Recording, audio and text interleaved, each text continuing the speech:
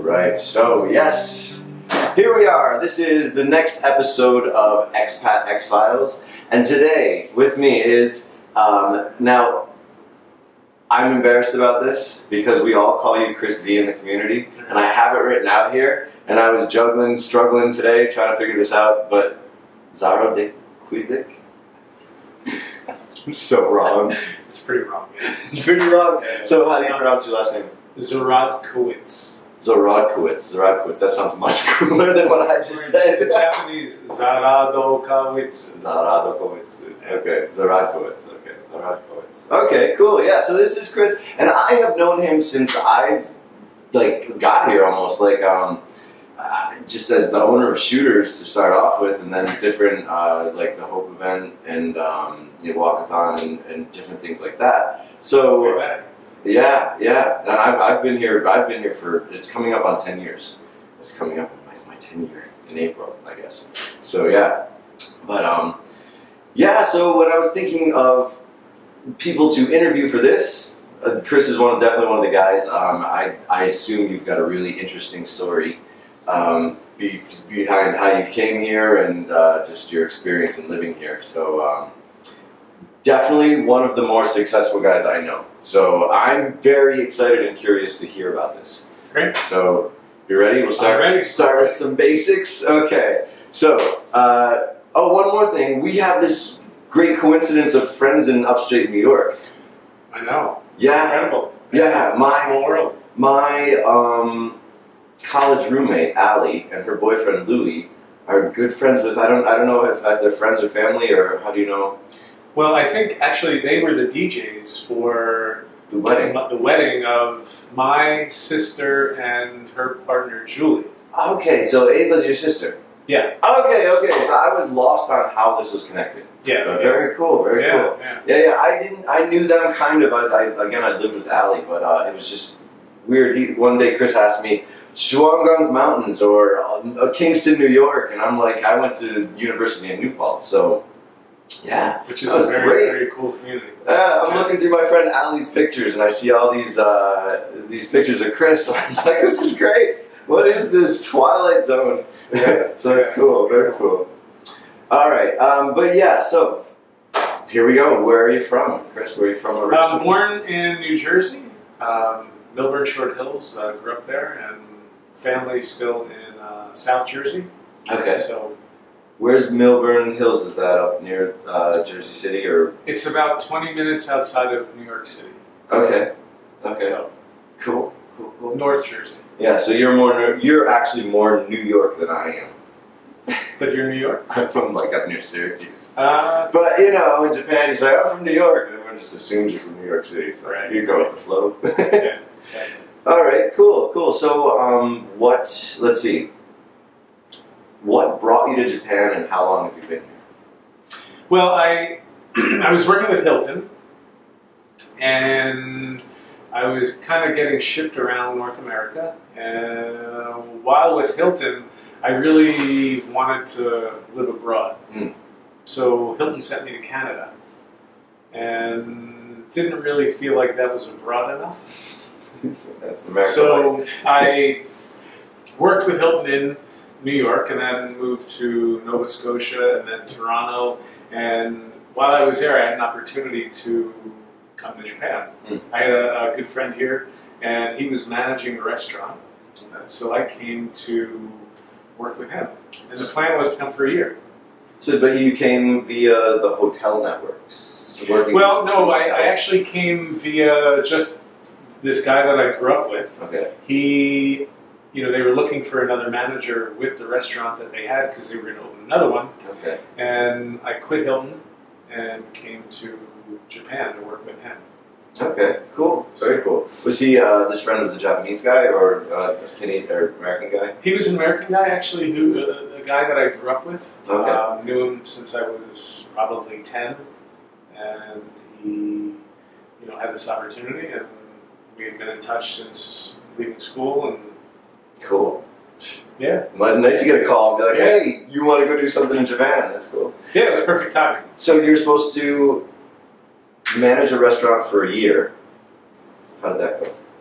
So I came and I worked at a place called Santa Barbara, and at the time it was maybe the biggest foreign-themed restaurant in Nagoya. It was 2 floors and about 200 seats, and just a lot of fun. It was one of the few places at that time when I came here 20 years ago. Okay. And it was an incredible experience. I did it for about 1.5 years, and you know, after finishing the job, I went on to start my own business. So was that next business, was that a restaurant or? Yeah, I actually left Santa Barbara and opened a restaurant, Shooters. Okay. And did that in a location in Takaoka. Okay, so that's not the original location? No, it's currently a place called Casablanca. Oh, I know Casablanca, but Yeah, so when I go in there and I see all the Moroccan motif, I can still see through that. Right. Look at the Joe DiMaggio signatures, and it's still Shooters. Yeah, that's funny because my whole existence in Nagoya, Shooters has been over there, and as like a mainstay of like that was one of the first places, as a new foreigner in Japan wandering around. Someone says, I went to a kaike first, so like we had like nothing. There's like a station and. Izakaya. Yeah, and that's about it. So like like give me something to do. They say go to Nagoya and find Shooters. So like that was cool. And I remember getting really lost, finally finding it, and then getting pretty lost after I left too. So, but that's cool. A few drinks later. Yeah, well, actually, when I came here, I wasn't drinking. I started drinking a little bit after, but now I'm no more drinking. Just can't do it. Can't do it. That's me anyway. So actually, we ran into the next question. Why Nagoya? You said that's just where the opportunity was. Right. Yeah. Okay, that's cool. Yeah, same with me. That's where they were dropping people off. So. Yeah, Nagoya chose me. Exactly. That's the theme, though, isn't it? It kept me. It kept me. Yeah. Yeah. You're not alone. You're not alone. All right. Next question. Do you speak Japanese? And do you speak Japanese? So there. I guess it depends on what you consider speaking Japanese. I can get by when I have to, but in terms of being here for 20 years, I'm definitely not at the level that many people would be at 20 years. So, yeah.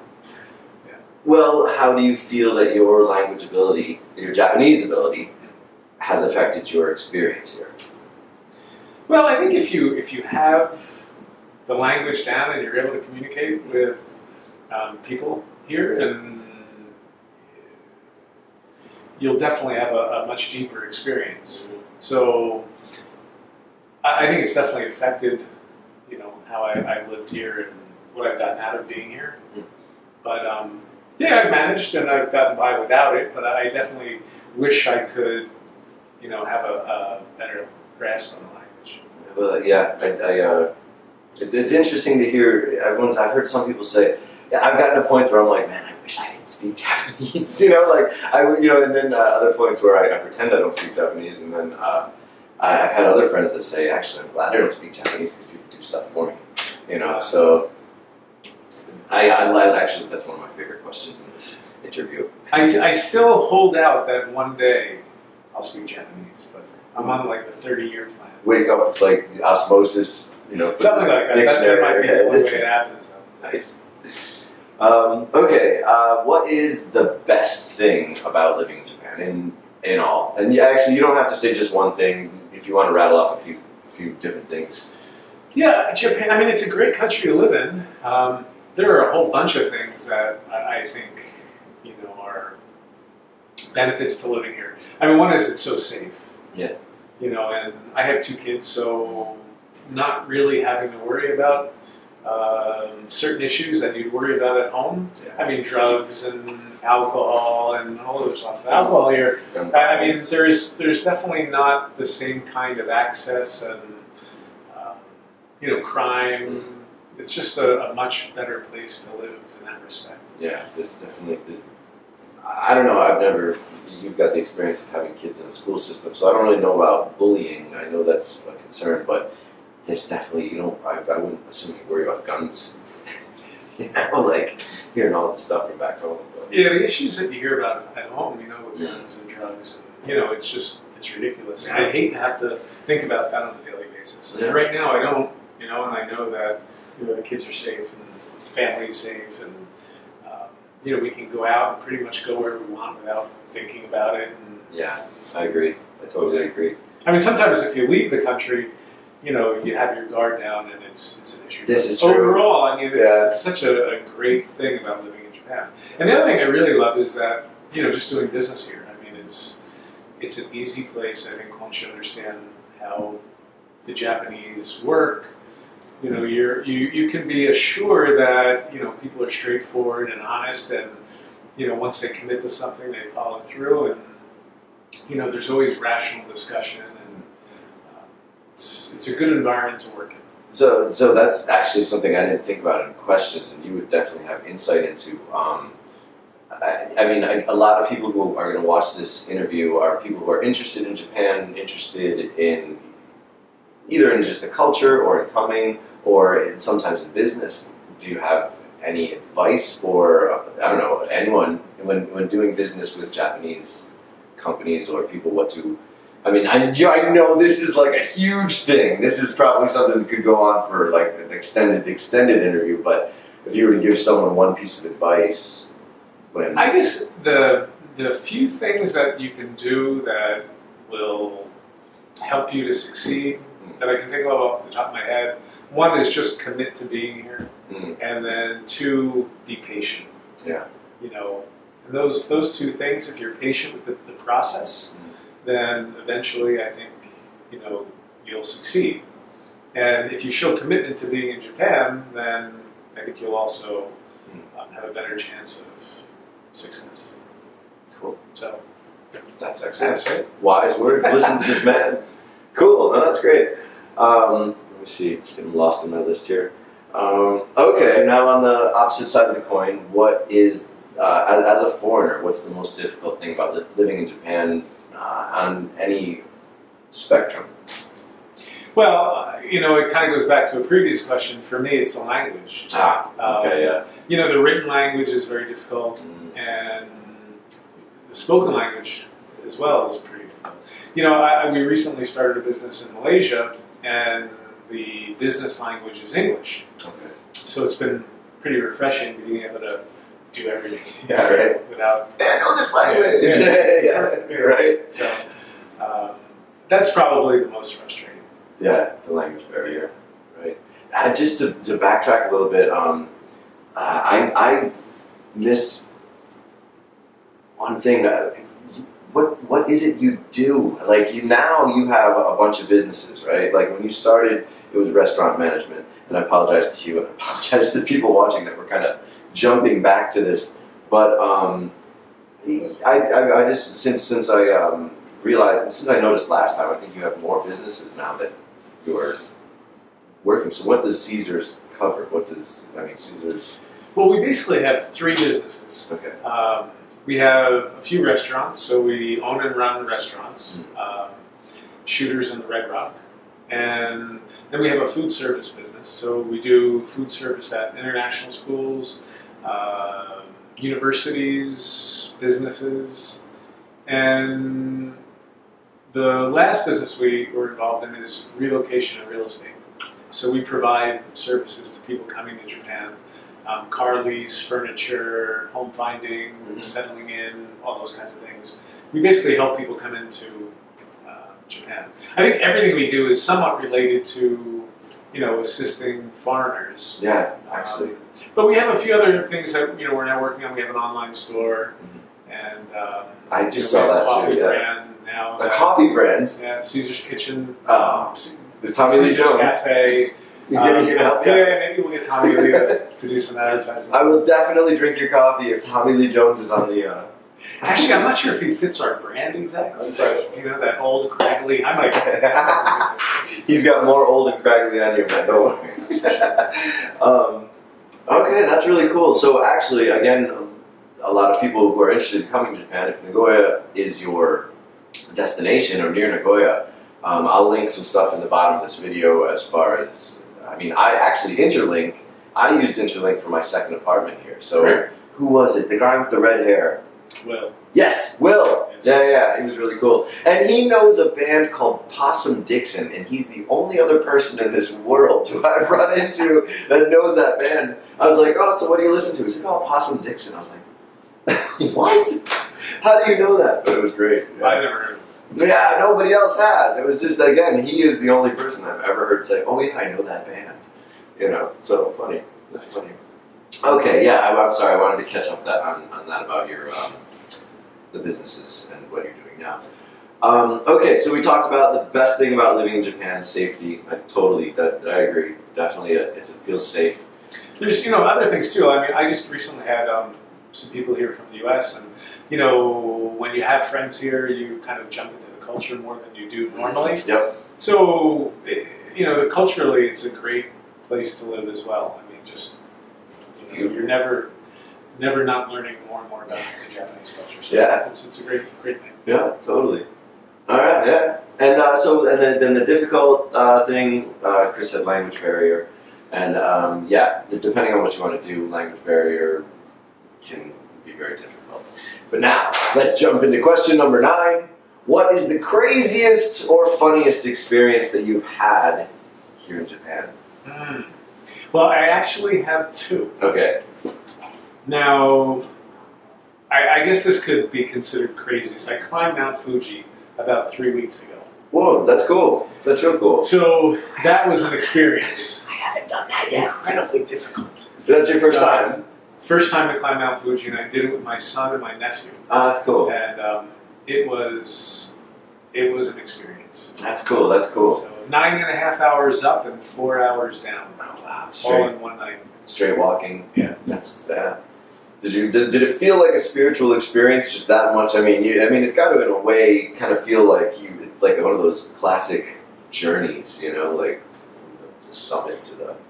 Well, it's actually one of those things that I think when you do it, yeah, it's different for everybody. Actually, I spoke to a bunch of people who've done it recently, but I think it takes a while after you've completed it to actually appreciate what you went through, because 14 hours of hiking up and down a mountain, you're pretty exhausted mentally, so it takes you a while to get that out of your.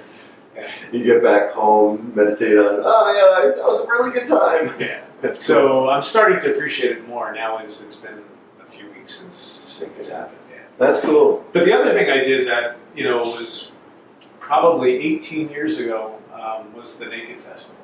Oh, the Hadaka Matsuri. Hadaka Matsuri. Wow. And that could be the craziest or the funniest, but it was an amazing experience. I actually touched the naked guy. You got him. Okay. And yeah, I mean, it was one of those things that you'll never forget. And I went with a friend who was visiting, and it was maybe one of the best experiences he's ever had. Okay. Now, just to for the people watching, what is Hadaka Matsuri? What is the Naked Festival? Because some people who don't know this, and I just said, "Oh, so you got the naked guy?" And they're like, "What? It's So I think it's meant to be like a cleansing, right, for individuals, males who reach a certain age, right? 42, I think, is the age. Is it? Yeah. So when you get to that age, you are trying to provide yourself with good health and a spiritual cleansing. So you go to this festival and basically you wear a fundoshi, which is a diaper. Yeah. And you show up early in the morning and you drink lots of sake and you parade through the streets. And eventually you end up in a courtyard where there are thousands of individuals all trying to touch one guy who is supposed to be your connection to the gods, I think. Yeah. And he happens to be naked. Yeah. And you're in this massive courtyard in February with people throwing buckets of water on you to cool you down, in almost 0-degree weather. Yeah. And everyone is fighting to touch this one individual. Yeah. So it's a massive, It's like, intense. The yeah, book's it's intense. a massive problem. I think I read in the NAGMAG magazine, one of the guys wrote up a thing about it. Mark Guthrie wrote up like a pretty good article about it. I was laughing as I was reading it. But yeah, that's cool. That's cool. I have to do it sometime. I haven't done it yet. It's a great experience. Tack lives in that town. The bass player for us. Oh, yeah? He lives in that town. Like, right down the street. Yeah. Oh God, I'll have to do it. February. You know, I became a real wimp about winter. I mean, I'm from Syracuse, you know?